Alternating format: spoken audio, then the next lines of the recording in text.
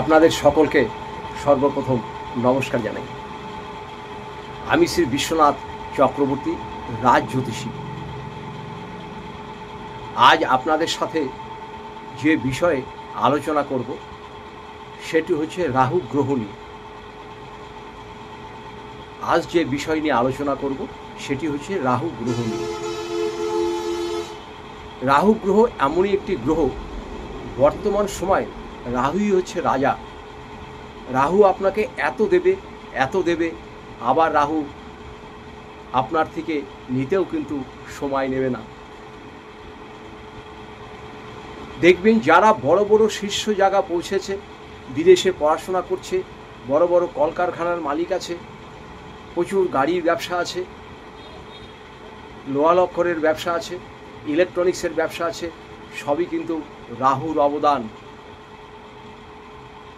এই রাহু কোথায় থাকলে ভালো ফল দেবে, কোথায় থাকলে খারাপ ফল দেবে, রাহুকে যদি আপনারা নিজের আয়ত্তে রাখতে পারেন, রাহু আপনাদের যে কত পরিমাণে দেবে সেটা কেউ জানে না। আমাদের বম্বের কাছে নাসিক বলে একটি জায়গা আছে, সেখানে একটি রাহুর মন্দির আছে। সেই মন্দিরটির নাম কালাহস্তি। নাসিকের কাছে একটি রাহুর মন্দির আছে, কালাহস্তি। আজ আপনাদের এই রাহু সম্বন্ধে বলবো।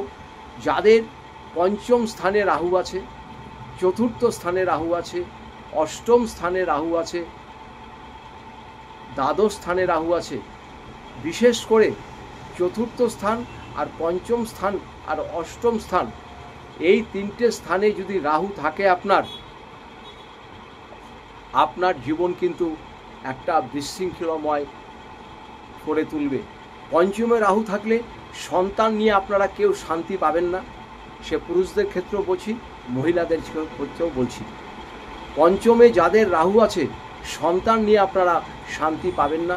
সে ছেলেই হোক বা মেয়েই হোক, সন্তানরা আপনাকে নানা রকমভাবে বিব্রত করবে, নানা রকমভাবে কষ্ট দেবে, কথাবার্তা শুনতে চাইবে না, উচ্ছৃঙ্খলভাবে জীবনযাপন করবে, নেশাদ্রব্য পান করবে, বন্ধু বান্ধবের সাথে মিশবে, মিথ্যা কথা প্রচণ্ড পরিমাণে বলবে।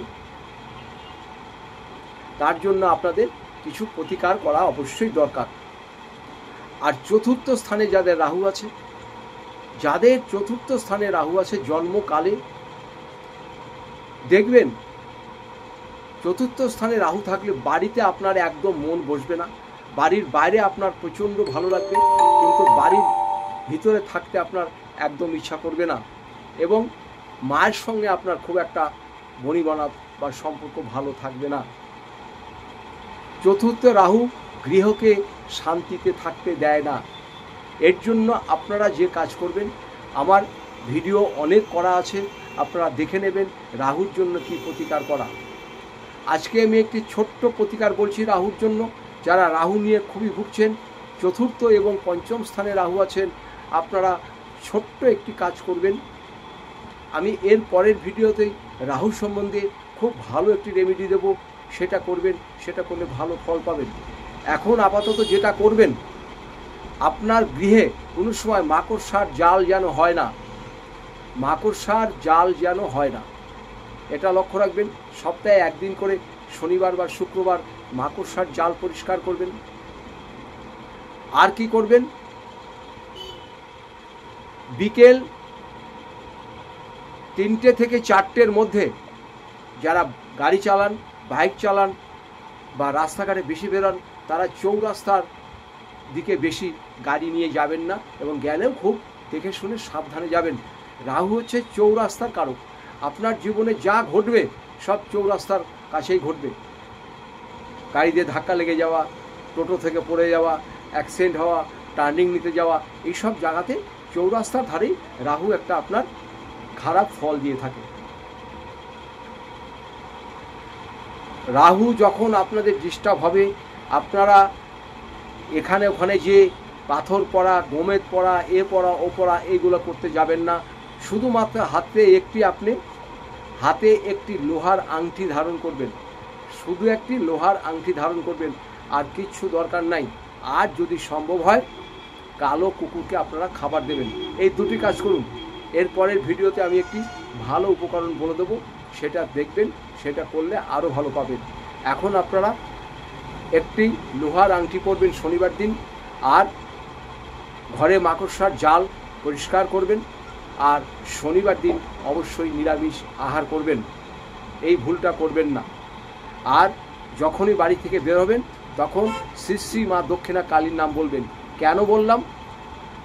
রাহু মহারাজের কথা শুনে চলে, তা মহারাজের শনি গ্রহের অধিদেবতা হচ্ছে শ্রী শ্রী মা দক্ষিণা কালী।